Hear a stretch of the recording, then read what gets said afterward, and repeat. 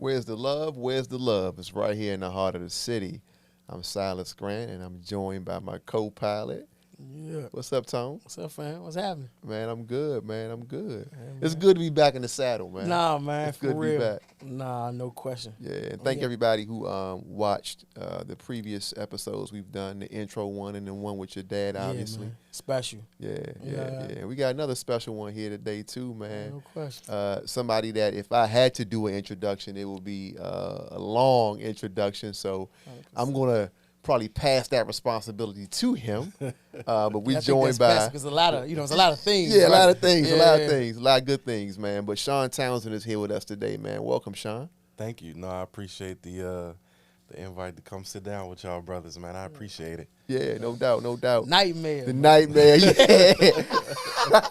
All right, so listen, man. I remember Former. the Make for- sure these for- people don't put my name sorry, on you're right. anything. Yeah, that's a joke. But you know, what's interesting, right, to that point, was that ever like really your like official title? Or was it, you know what I'm saying, right? It was Yeah, not, that wasn't nah. like the official title, was it? Nope. Right? street title. Yeah. The Yeah, media kind you of can ran hold with on that to a little They bit, did. right? They They did. ran with that a little bit. In Europe, they call it a night mayor, night czar. Yeah. But, you know, when it came to New York and D.C., the two first cities to have it. That's why I feel like you can like keep that moniker though, Sure. because Yeah. it's yours. Like for real, I don't think anybody else in that role of the director of the nightlife, right? Yeah. Yeah. You gonna be the nightmare. That's what I'm saying. So Yeah. we gonna help. And I could tell when you were in that position, your presence was felt. We're gonna talk a lot about the work that you did, but from the onset, right, it just felt like it was right when you were in that position. And one of the things I didn't know up front, which I later learned, was that wasn't like your first stop with Nightlife. You had been working as an investigator and all that Yeah. sort of stuff. So take us back a Yeah. little bit about your path in that space. Yeah. Like you said, I'd been at ABRA for 5 years prior to that role. So, you know, a lot of the players, a lot of the folks in the industry, not just owners, but, you know, I'm working nights, weekends till 4 a.m. I'm learning police officers, traffic control, security, valet. I'm seeing all these guys and folks at night. So when that vacancy came out with the job description, I was like, I'm already kind of doing these things, and it removes the infraction or the enforcement component away from it. If I'm on that side of it, so I don't have to worry about citing people. I can be more helpful and more of as a resource person. And that's what I enjoyed about the job anyways. I didn't like writing any cases or you know, going But you out. knew where the gaps were though, right? Oh. And sort of in that ecosystem of nightlife that for patrons, right? Yeah. They just, you know, we're just going out. Yep. Restaurant, bar, club, whatever. We're just going to hang out. We don't understand all that sort of goes into you know, a great nightlife experience. But from your position your previous position at ABRA, you kind of worked within the whole ecosystem. Yeah. So Yeah. And I, you know, even going back to you know, other positions in DC government, it was always, I landed at DCPS in 2009, 2010, working on V Street, doing school security investigations, working with the school security officers and things like that. Did 1 year at the Office of Police Complaints before filing police complaints was sexy. Yeah. right. You know, the body cameras and all that stuff, and just landed at ABRA, and I had no idea I would end up in the mayor's office. But at the same time, my father always, you know, prided himself on being in the community, being involved. And so at the same time as I was kind of progressing in DC government, I was in Ward 5. And I was in Ward 5 for a while, and, you know, met some good people and got involved politically, and you know, things just kind of aligned. Things were aligned at the right time when I applied for the position and what I was doing in the community. By the time I walked in, you know, into the mayor's office to do the interview, I knew half the panel from being out in the community. So, you know, it just kind of, it speaks to, you know, my values and what I was taught to do is like work hard, keep your head down, do the work, but also, be a pillar of your community as well. So that's awesome. I'm gonna ask a quick question about your experience prior to coming here, right? Yeah. And because real quick, I didn't always know you weren't born here. Yeah. I didn't always. But go ahead, my fault. We're gonna talk about that too. I'm adopted. Yeah, no question. No question. You definitely, Yeah. and most don't get that adoption. You definitely got it, big time. You know what I'm saying? I swear by it, Yeah. But yeah, like I was just getting at, asking a question about some of your experiences, and I guess nightlife related, hospitality related prior to coming here and getting it and finding your way to Abra and all that. What are some of the experiences you had prior to that really gave you, some of that baseline experience? My father, man, he far back as I can remember, in middle school, high school, he had a couple car washes and a club in Charleston, South Carolina. Mm-hmm. So I remember using one of the loaner cars from the car wash to go get my license. And going back to work at the car wash, and then getting off, going across the street to go work at the club. And that was, 16, 17 years old. Went to college and was still IDing people when I wasn't 21.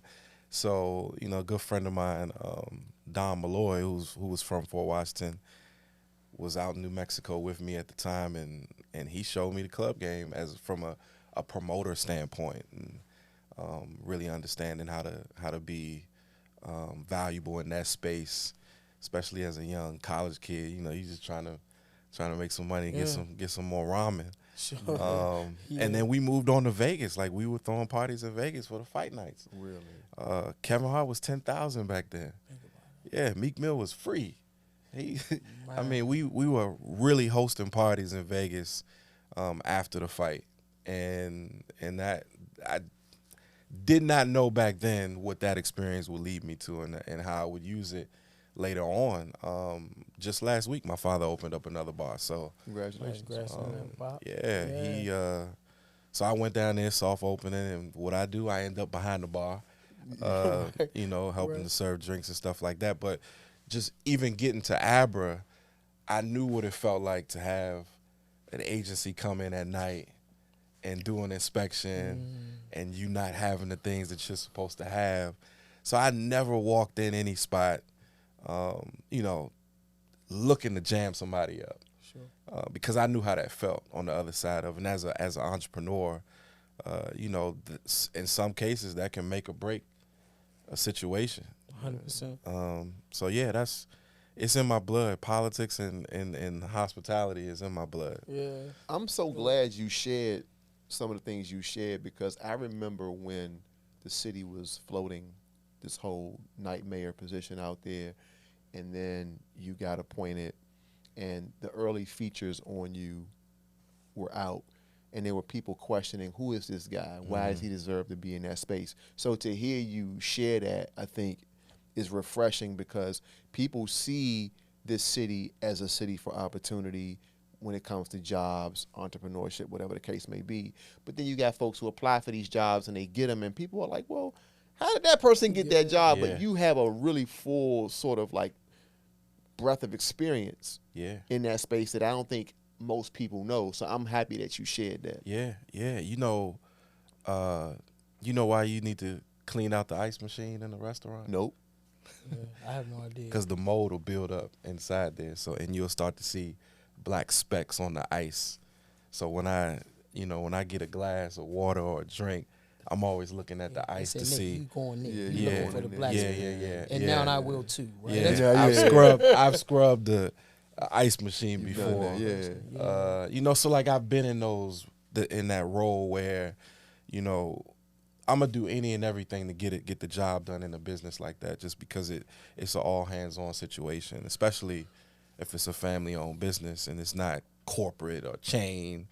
Like you run into the grocery store, you mopping, you closing, you doing payroll, you interviewing, you hiring and firing. Yeah. We turned the Dairy Queen into a upscale lounge in Charleston. Yeah. It doesn't happen. Let me ask you a Charleston question real quick. And I really want to get into sort of the nuts and bolts of all the amazing things that you did as our nightmare, right? And obviously the things that you will continue to do. But coming from Charleston, South Carolina, right? And people, like, we talking about one of the main slave ports in our country, right? Probably more slaves came through Charleston than anywhere in America, right? And so that's like when you think, antebellum South, right? You think Charleston.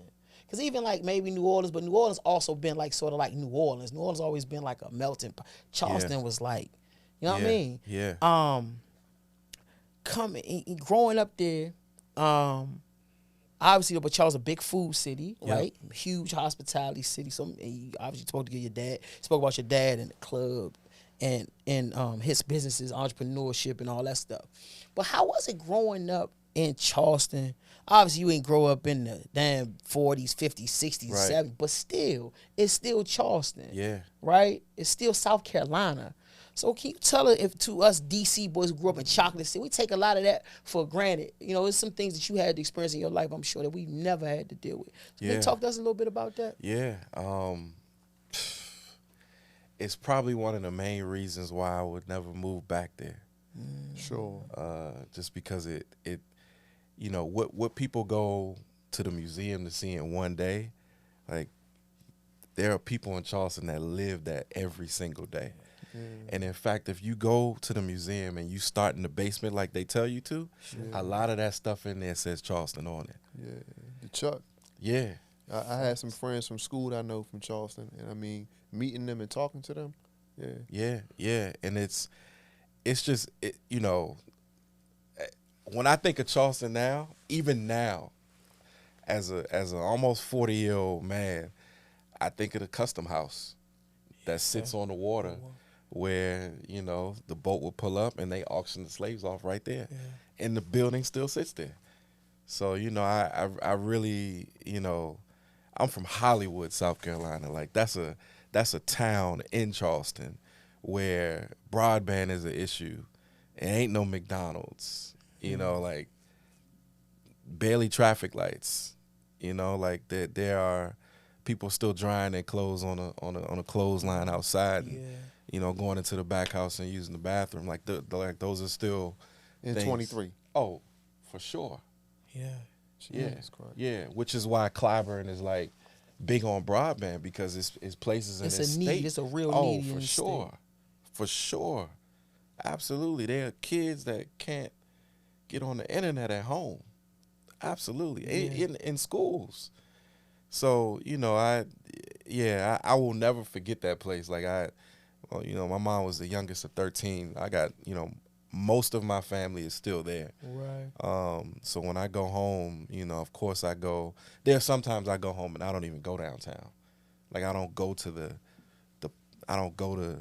downtown areas or the touristy areas. Right. Like, most times I'm on Salters Hill Road, where I grew up at, where my mother's family was here and my father's family was here, and they went to the same school, and that's how they met. Yeah. Silas I got South Carolina roots. Yeah, my folks from like Rembert, Sumter, that area. My people from Florence. It's a lot of. Listen, there's a guy that I know here in politics, and he said to me, South Carolina run DC. He from South Carolina. He always says that when we talk about South Carolina. He like, man, we run DC. Yeah. And when you think about it, behind the scenes, there are a lot of people from South Carolina that have been here for like 40, 50 years. Yep. My parents got here like in the mid-60s. Yeah. In Northeast, like that whole upper Northeast area, a lot of Carolina people. Yeah. A whole lot. Yeah, I hear it all the time. Yeah, Great Migration. I ain't never been to Florence. The only part of South Carolina I think I ever been to was like Myrtle Beach, but I ain't never been home like with my grandmother. She came here when she was like 6. That was during the Great Depression, part of the Great Migration, but it was during the Great. She came up in 33. Her parents died. You know what I'm saying? But my mother, her siblings used to go down there like in the summer.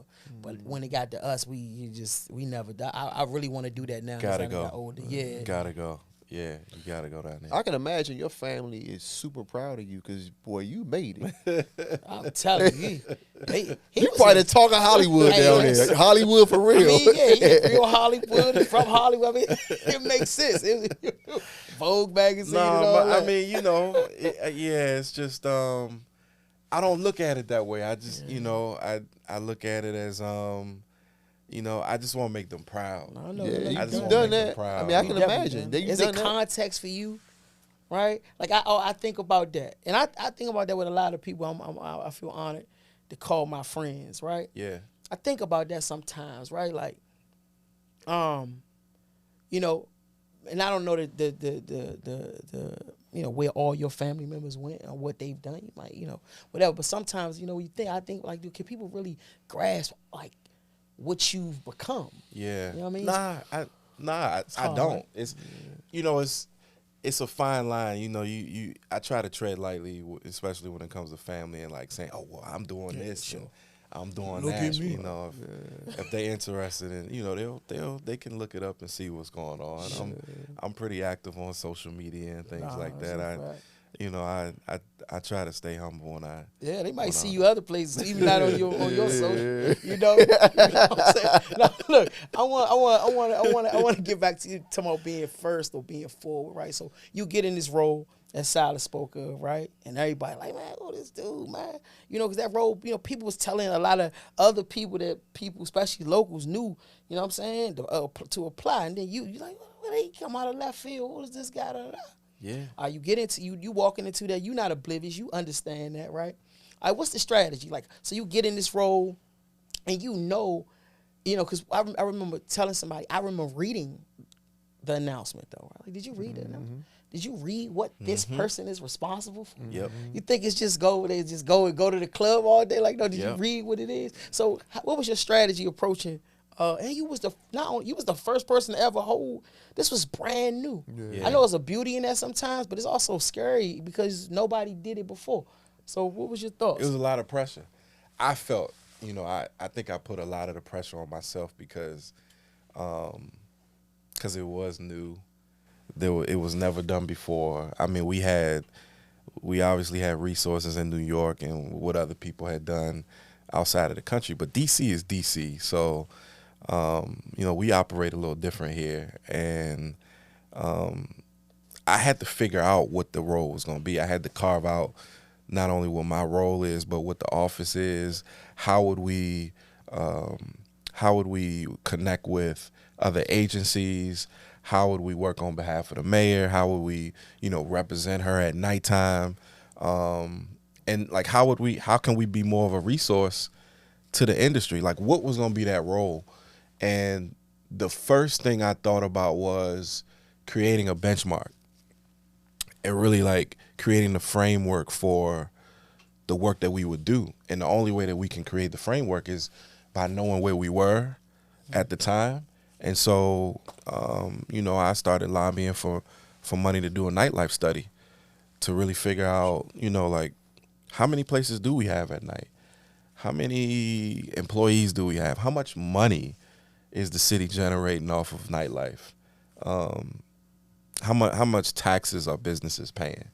And so now, you know, when you hear the mayor speak about hospitality and the significance of nightlife, she's using those same numbers that we pulled in 2019. $7 billion is spent that night, 65,000 jobs, $500 million in sales tax revenue that the city generates every year. So, like, those are important numbers when you talk about creating jobs for people who live in D.C. or creating, you know, legacy legislation to make sure that we preserve some of these places that have been around for a long time. Like, this is why it's important. You can see the return on the investment just through those numbers. So I thought it was important early on to create that, to establish that. And to be honest with you, as small as D.C. is, we weren't too far off from New York's numbers. And that's incredible. I mean, just think about that, right? We talking about a city that has 7.3 million more people. Like, that's crazy. Like, that's seriously. crazy. Yeah. That shouldn't even be. It shouldn't even be close. That shouldn't even be a. You know what I Yep. mean? That's incredible. Really, I don't even think like that's something to process for a minute, though, right? Yeah. Like, man. Yeah. And so from there, we were able to you know, pull in people, pull in owners start having meetings with them, connecting them to agencies in a non-enforcement environment. Like, hey, do you know who your commander is? Like, do you know why it's important not to have sparklers in your space? Like, even though it still happens, but like, look, this is why. Like, establishing relationships and that's kind of where we started. That's where we started. You talked about 2019 and you dropped that report, which changed the lens of how everybody looks at nightlife, right? And then right after that, 2020, I knew you was going there. COVID happens, right? Man. And I remember being on the phone with you in my previous capacity, right, working in government, talking to you about advocating for people who needed help, and you coming through so many times for people. Like, can you even capture for us what that experience was like being in that position during COVID? Yeah. I don't wanna compare to people coming home from war or I don't know. It was a time in my life that I will never forget. Just because of the amount of people that I heard on the phone crying, cussing me out. Like, it was a very stressful time for a lot of people, and as much as I wanted to help, there was only but so much that I can do in that role. And I think government as a whole, I know the mayor I know DC was one of the first places that initially had issued a grant out to the public for businesses. I mean, it was small, but like, I remember seeing a long list of cab drivers on that list, like getting $500. Like, we were just trying to get money out. Sure. And this was like April. And, we were shut down in March. Right. And then, for the next year and a half, 2 years, it was just a struggle. It was a struggle for me mentally to get up every day and have these conversations over and over again with people about why we aren't open yet. I'm going to Florida and I'm going to Atlanta, and it's wide open. Why is the mayor killing businesses? And the mayor followed the science. So at the end of the day, I had a job to do, but it was tough. Especially with starting the office, and I felt like we were off on, we were about to do some real good things, and then we had the P word, and redirect our resources and our focus on how we can help people. Like, I was in a warehouse stuffing bags with masks and sanitizer so we can drop them off to the bids and main streets just for, like, it was just a different world. But I think it's crazy because, in the sense of, like, that industry pretty much, got shut down, right? And their employees don't have leave, or, they couldn't work, couldn't telework. Yeah. You know what I'm saying? And things of that nature, right? But also saw your office be able to, like, strategize on, okay, how can we safely get these places back open? I remember when things went to the outdoor seating. Yep. Y'all made sure that people had the heating lamps and things like that. And I'm bringing it up because what's interesting about that, right? Restaurants they kept that. Yeah. Even when they opened back up the inside, right? You in DC, you mentioned New York, right? And obviously, like a warm place like Miami, LA always kind of had outdoors. Sure. Seating. But DC, really, some restaurants had it pre-COVID. But like now, it's like, that's what it is. Yeah. You know what I mean? How much were you involved in sort of the establishment of that sort of outlook on how you dine in DC, even when it's 10 degrees. That was yeah. It was some cold nights out there. That was I'll give credit to the mayor for supporting and pushing that program. Without her pushing it, we definitely, to your point, we definitely wouldn't even have them now. But it was literally on a walk. I was walking one day and was looking at what New York had done with reimagining their outdoor spaces, and just started like putting the plan together in terms of how we can do it here. So the interagency conversations, the collaboration that most governments tend to struggle with, like we got everybody on the call and just like said, hey, if this is gonna happen, like we are gonna have to provide some leniency in some areas of policy. I remember that. To get this done. I remember that. We came out with the guidelines.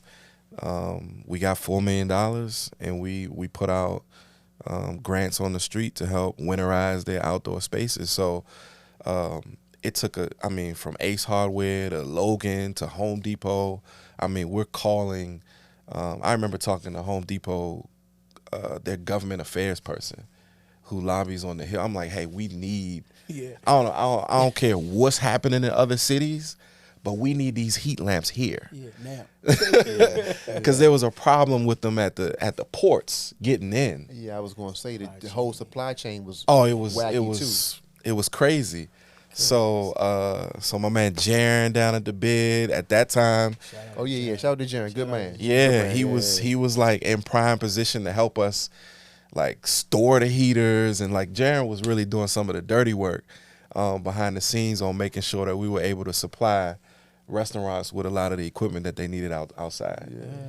Yeah. So it was a lot of collaboration going on, but they're still around. And I think it's going to be a part of permanent policy. Yeah. That's hard. Tony hit on something earlier. This is what I really wanted to do during this interview, right? He asked about your mindset going into that position as a former night mayor. But I want to talk in general about your mindset, because one thing I noticed when you and I talk, whenever I come to you with a problem, right? Yeah. I'm always like fascinated with how you respond, and I've always wondered about your thinking process, right? And you field a lot of problems across the gamut, right? Yep. What are you listening for when somebody calls you and says, Shawn, this is what I'm dealing with, I need some guidance? Like what's the process? Yeah, purpose. Like, what's the purpose? It has to have, substantial purpose behind, the issue or the problem. And as you are talking to me, I'm thinking through. I'm like going through my Rolodex and thinking like, all right, how can I connect this person to somebody that can help? And there's also the problem solving piece of it too. Now, before I even, all right, I know I can call Silas for Tony if I really need it. I'm gonna hold that there. But before I give him to Silas, I'm gonna think about how I can solve the problem on my own first.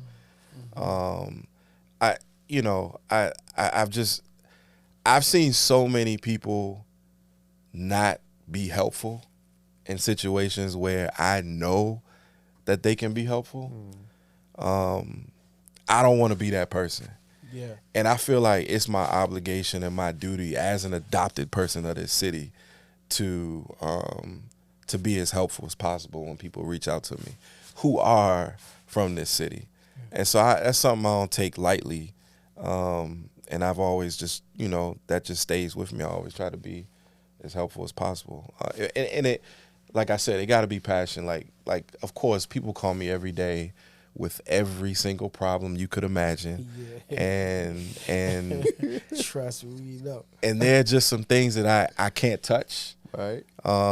Because it doesn't make sense for me to touch, but there are also some things that I don't get the sense that it's genuine or they're coming from a place of passion or really just trying to do the right thing. So I got to be careful with that, and I think I've done a good job of being able to read people and understanding where it's coming from. So when you call me, I know where it's coming from, right? Because I know your track record and I know where you come from. So everybody's just not like that. Sure. Yeah. You know what it is. You did something for me that I that just. It don't even have to be said, and that's like but I appreciate it, you know what I mean. But I'm getting the point. I'm getting at raising that was that same process that you talked about. You ain't rushed no answer to me. You told me, hey, let me think about that, And also, obviously, I granted the respect of, I understood that, right? It ain't like, yo, man, you got to call me back tomorrow, you know. But, like, and then one day out the blue, you call, you know, that kind of thing. But that's, you know, and then even another thing I want to note, just pre-COVID, you know, the go-go legislation, right? You know, your role in that is something that a lot of people may not know. But helping get certain things across the finish line that benefits Washingtonians. And I want to ask a question about, so 2 weeks ago, I go down to Virginia Beach to participate on a panel for Something in the Water, right? But we know last year Something in the Water was in Washington, D.C. on the mall, right? On Independence Avenue, right? Can you, when we talking about like all your skill set, your ability to bring people together, collaboration, can you walk us through that? Like what was that like? And I was saluted Pharrell and Pusha, everybody, the whole team taking it back home. So I respect that they took it back where they from. But man, I wanted that joint to be here again. But anyway, how was that, man? How was that process, man? It was a beautiful thing, man. I was honored to be a part of it. Dre the Mayor, shout out to Dre. Shout out to Dre, man. Shout out to bro, man, for sure. Push called Dre. I mean, this is an exclusive. Push called Dre. Dre called me. I called the mayor's office, and the mayor got called, and look at that. That's what happened. I was riding around in, I think September of the previous year, taking pictures of sites for the high ups on that side, just so they can see, you know, preliminarily like what the options were. And then months went by, they were kind of doing their thing. You know, I seen the press conference at Baloo, and I was like, oh, it's happening. All right, okay. Yeah. And then shortly after that, I got a call like, hey, we really need somebody, you know, to help us get through the trenches of, you know, navigating federal and DC. Yeah. And that was a process that, honestly, I think we'll definitely benefit from it in the future, but it was a tough process to really get DC folks and the federal government at the table together to talk through all of the issues and the challenges of having a festival like that on Independence Avenue when it's normally held on Pennsylvania Avenue. So having it on Independence Avenue just created a different level of security concerns, and you know, there's more than 10 agencies on that strip. Yeah. And so it was just a number of conversations that we were involved in that had never happened before. So I was just, you know, grateful to be a part of the process and one of the people to help push things forward and get it done. So it was good. It was good for the city. One thing that I took away from it is that we can do something like that here. That can happen. Yeah. And I think people will look back like anything else right now, understand it in the moment. And Dre and I actually talked about this in the moment. Yep. Was like, in DC is just that way, right? We can be very like DC focused with blinders on, right? Do you not understand? First of all, this is not like a local concert, right? This is a international undertaking. Yeah. That with federal and local agencies collaborating, right? Yeah. With what like an icon. This is somebody who's iconic, right? That's putting this on for 3 days on Independence Avenue. That happened, and y'all helped to, you know, make that happen. That's like, because in saying that you did that, you can tell people you can do anything. Like that's major. Yeah. People really, it's hard for us sometimes for, I think, especially when it's people that we see in the barbershop, or I know Shawn, or I know Dre, my man.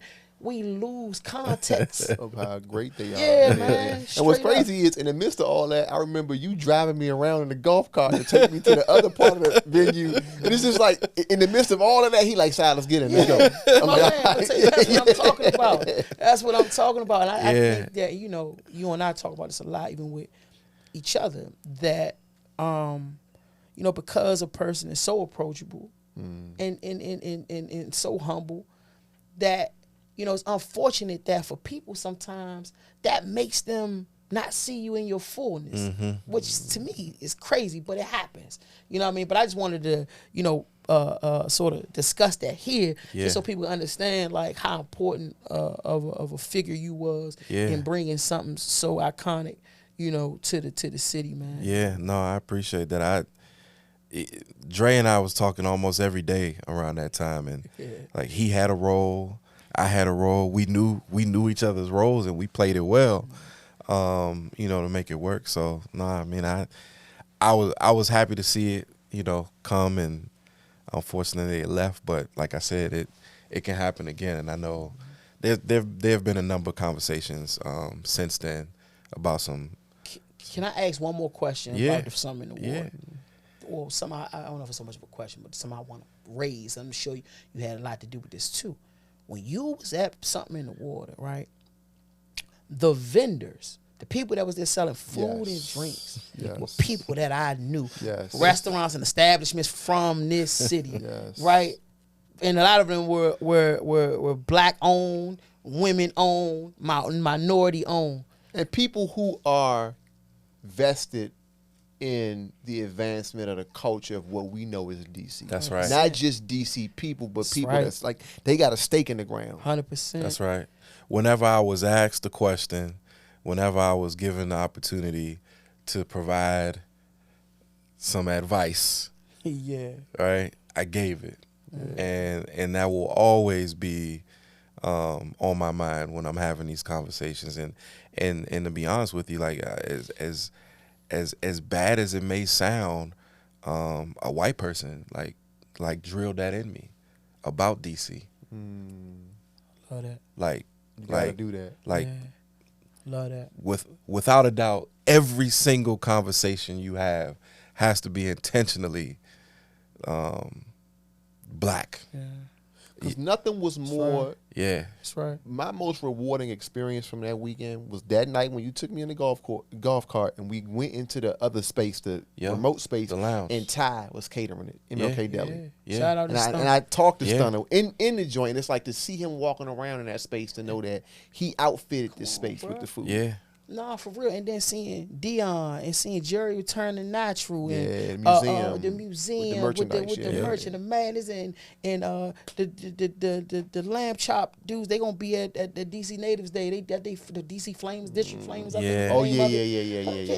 I know I'm leaving out a few others, you know, that I'm like, man, that's all right. And seeing them sell out. So don't get that to every vendor the lines was crazy. Like that experience for me, and I've been all them festivals, bro. It was beautiful, bro. It was 3 days too, and it was like each day was just like incredible, man. Incredible. The you know the liquor license was in my name for the entire festival, so like I had some say in a lot of those conversations. Like I remember talking to Ty, like, man, Shawn, you know this a rush job. It's gonna be send the invoice. Send the invoice. Like if you can do the work, I'm gonna make sure you in position. Like that's just what it is. And he did the work. Like he did a good job. That's when I met Pinky. So the conversations like it's as long as you are helping people and you got some passion and like there's purpose behind it. Like I just believe that it's gonna take you somewhere else.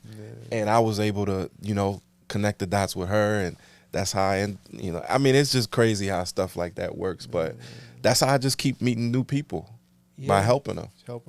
By helping. We talked a lot about your time in the mayor's office, and one thing I've noticed about this administration, as far as people who become alums and go out and do other things, there's a certain thread in terms of how you guys do work, how you approach the work. There's a common thread that I see, like just get it done, but also the quality of the work. Talk about that experience and some of the people you work with, and like how you took on that same sort of work ethic. Man, I learned a lot from John Falchicchio, and I'll go on anybody's podcast or TV show, radio, and say it out loud. He really taught me to, like, you know, think about like strategy behind you know, the things that you do, you know, when you are in public service. You know, you want to, what can you do to make the impact spread or reach the furthest in the city? Of course, like, what are you doing to represent the mayor? And does it fit in with her initiatives, that, you know, whatever she's, you know, pushing for? But like, it has to have real strategy and real purpose behind it, and they work hard. Yeah, Like, no question.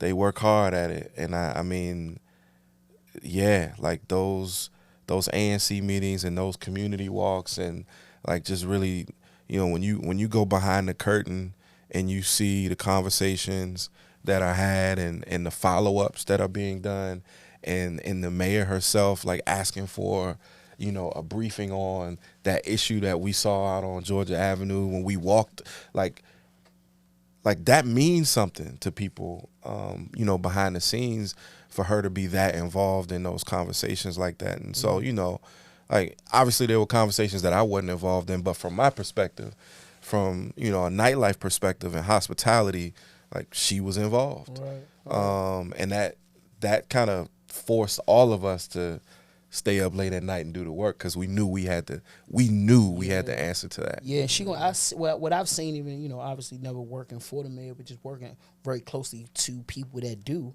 Yeah. And being, you know, there sometimes with, you know, I've seen her ask people questions. Yeah, On the spot. That's what I mean. Yeah. Like, well, you know what I mean? Like, ask people, and you need to know. I've also seen her, like, as a citizen, like, in my community.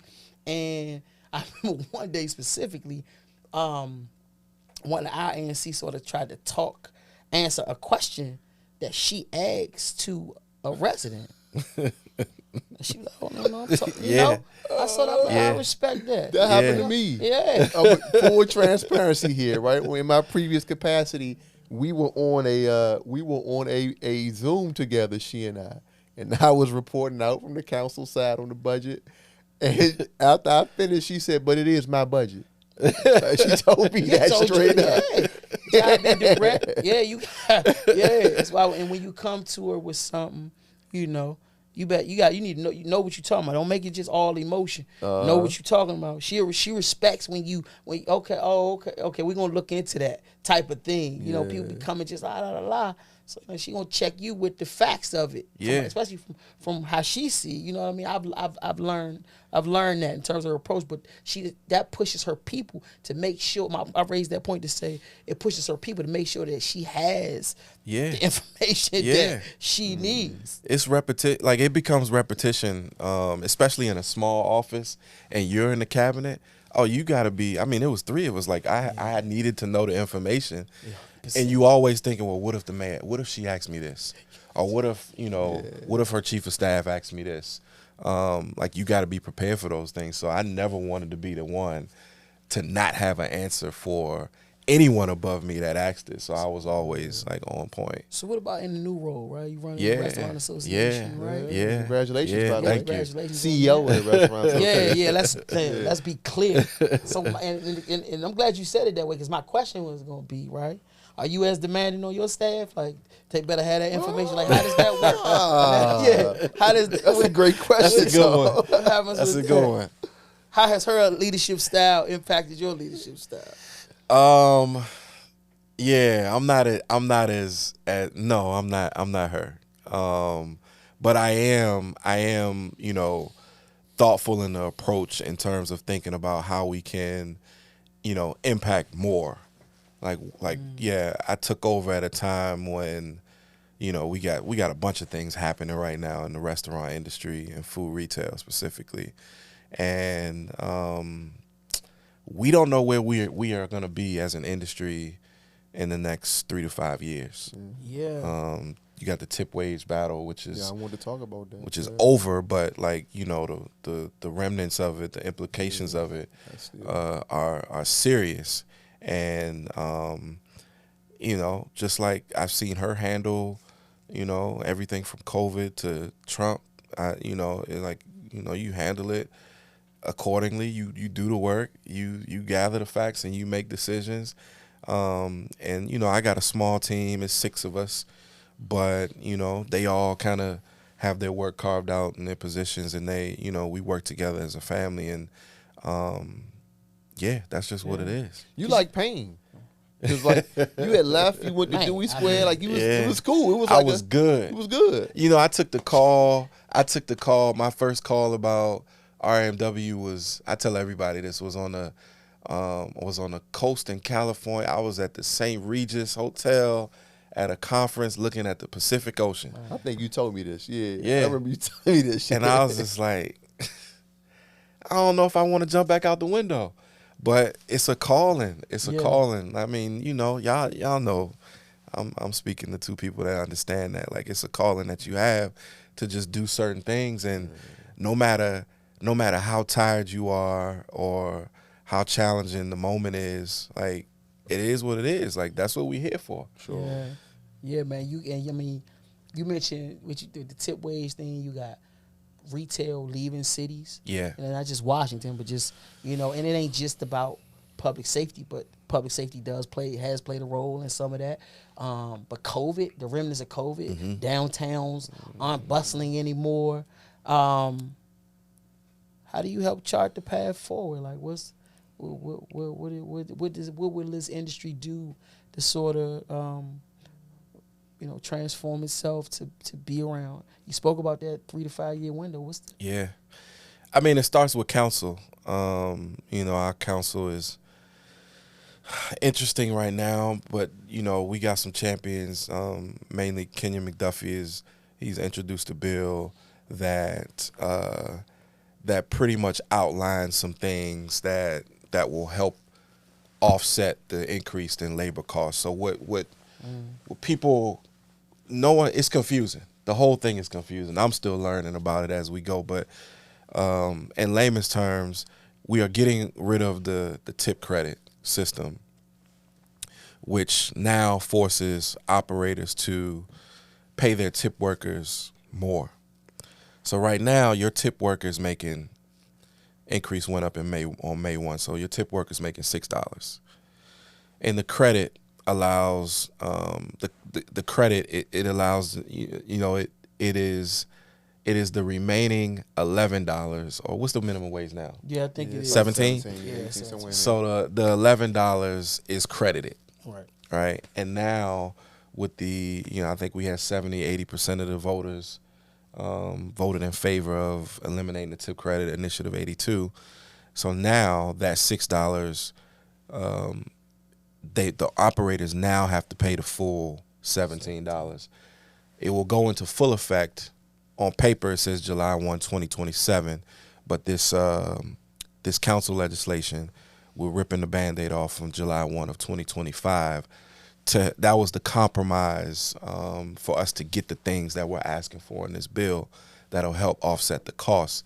So for a lot of places, especially your small mom and pops, your neighborhood joints, your black owned. I hate your black owned places, but that's a 200% increase in labor costs. Yeah, I was having this conversation today. So my uncle at one point had a sign business, right, in DC, and he was teaching my cousins and I the business throughout our childhood. So some of us know how to go in the sign shop and do certain things. But if the minimum wage, right, and this is not a restaurant, but just giving you an example, if it's $18 an hour and you got an apprentice, right, that's $144 a day. And if it takes 2 weeks to train them, 10 days, it's $1,500 almost, right? If it takes them a month, 20 work days, it's like almost $3,000 before they even know what to do. So when you're in this, what some people consider to be a non-skilled position, and you've got to incur that cost, over a course of a month, it's almost $3,000 to pay somebody. Wow, that's one person. That's one person. Yeah, and I wonder, with some of these, even as a citizen, when you look at that on paper, in your mind, you're not thinking about the small business, right? You thinking about the conglomerates, right? That multi-million-dollar, maybe billion-dollar enterprises. You're like, they should pay them that much money, and people need this to live, which, we all kind of agree with that, right? But when you start talking about, you know, restaurants and, you know, things that'd be hard to keep your doors open. Yeah. For a lot of folks. I think it definitely need to be a compromise in the thought that if, you know, who I like to say the greatest legislator in the history of the city council. I'm sure, you know, I'm sure he'll come up with something that supports the industry. No, he's been helpful, man. He's definitely been, you know, from the start of me being in this position, he's been helpful. We've sat down and we've talked about, you know, our legislative agenda, and, you know, even just political advice on how to have conversations down at the Wilson Building. He's been helpful. So I think we got some good things coming. We'll be excluding the service charges from sales tax, where we are moving the date up. We are it requires the mayor to do an educational campaign on all things tipping, all things service charges.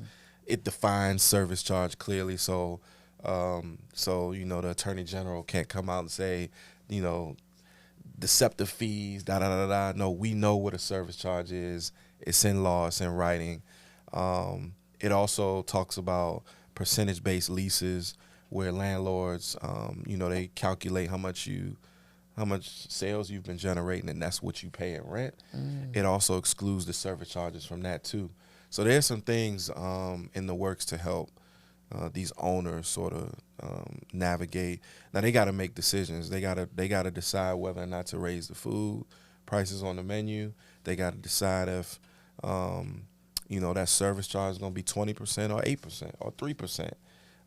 It just all depends on where they are on the spectrum, but it's going to be different for everybody. And I think it hasn't been done in 20 years in the U.S. Like, eliminating the tip credit just has not happened. So there is no real modern day blueprint of what that looks like after the fact. So these organizations that are going around fighting this are pushing for the elimination. They're targeting 30 other cities and states right now. So everybody's watching to see what we do in D.C. And I think, you know, as we progress with council and come up with ways to help offset the cost, I think it'll be adopted over the U.S. as well.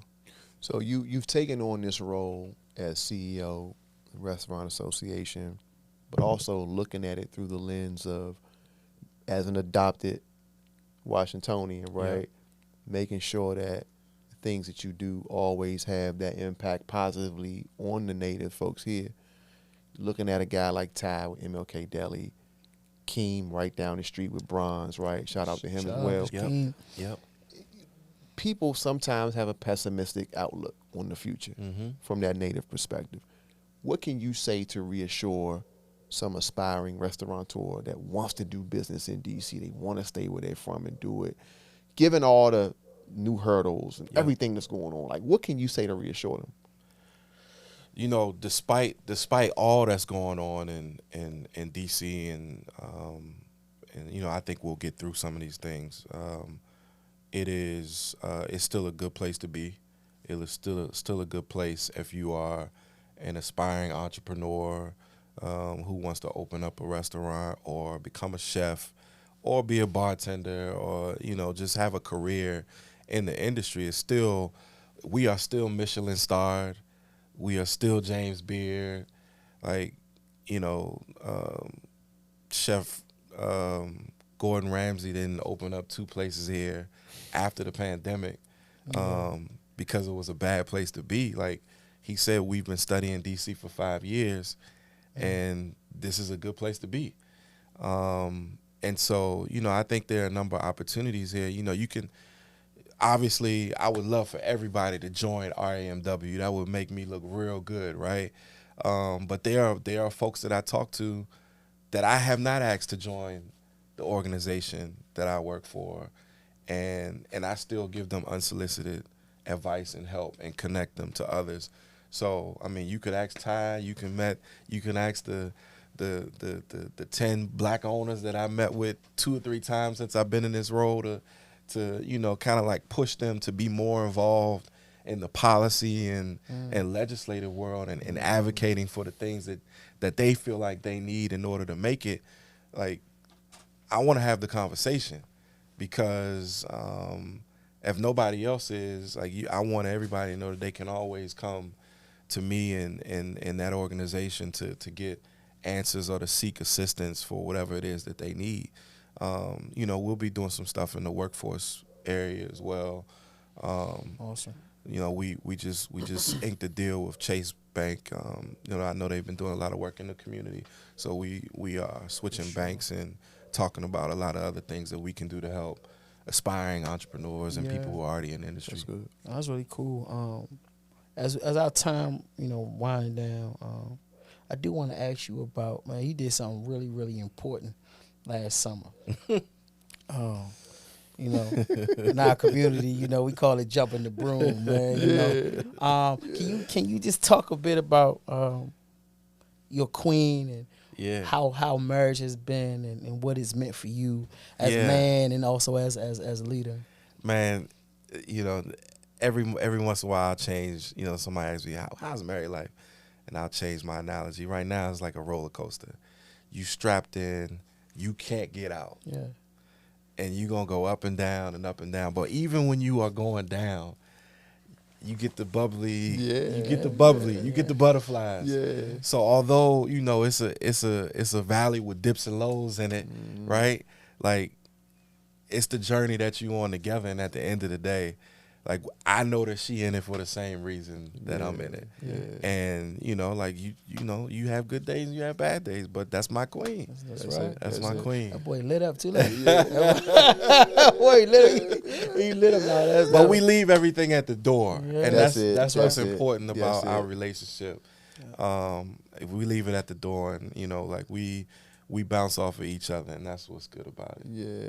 We've got another friend kind of in the same position that you're in, Ed, being married to somebody who is prominent on television and things of that nature. Talk a bit about, as a man, being able to manage that and the level of confidence you have to have. And I would imagine you're also like an advisor to her too, because you're the person that, you know, when the world is going at her, like you got to be there for her. Yeah. I mean, just this morning, like, you are absolutely right. We talk all the time about, I'm still learning about the industry that she's in. Her former industry, like, we could talk about that night and day, and I was, you know, but you know, we're both still learning about the industry. But she confides in me. Like, we talk through things. I do the research on things. Like, I want to be that person for her, and vice versa. Like, you know, she connected me with people through email. Like, hey, you know, my husband is so and so. Y'all should talk about Rammies. Like, she's doing the things too, and so it goes both ways. And you know, she's at her age, she's accomplished a lot, and most important thing for me is to, you know, for both of us to stay grounded in our individual work, because that's how I just feel like you continue to grow as you progress in life and professional or personal. Like, you just got to stay grounded and everything else will come. But that's the homie. Yeah, nah, that's real. That's good. That's real. That's good. Yeah.